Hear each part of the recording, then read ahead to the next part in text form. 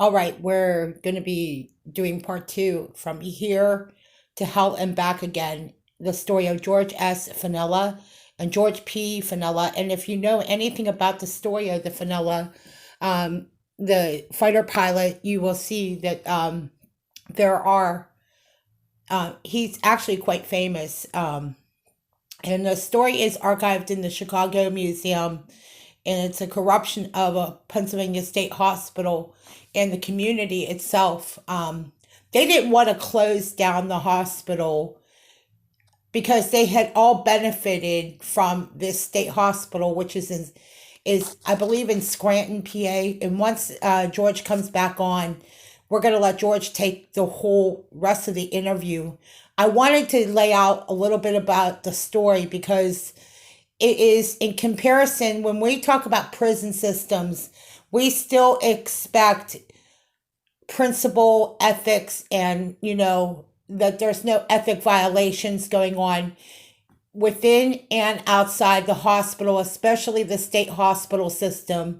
So many relatives and parents and families that are who incarcerate who or have members of their family incarcerated. You don't want to hear a story that is compared to Auschwitz because of the civil order in which the laws that are today. This story goes back to 1980 and it is archived in the Chicago Museum, as I had stated earlier. And you could tell a lot about your society as how you treat your prisoners, how you treat the children and the elderly. And that is what shapes the society.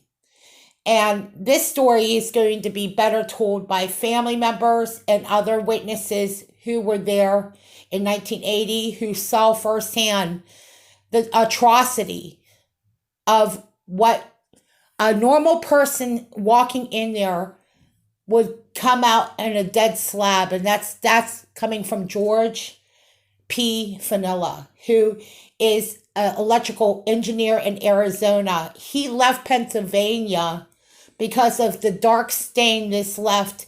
It was so atrocious that a lot of people have moved away from Pennsylvania because of this, including myself, because of the harsh treatment of the state hospital system.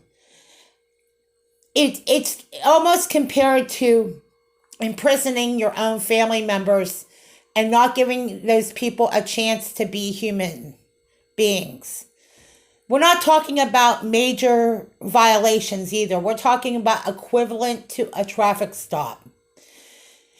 And I was telling you guys earlier about the story about the girl that didn't keep her mask on completely and how she got thrown on the ground by 5 New York police officers. That's what we're talking about, brutality. And in a world where the love of many is waxing cold, that's the story of what's happening, is that you still have to have compassion. We'll be back after this.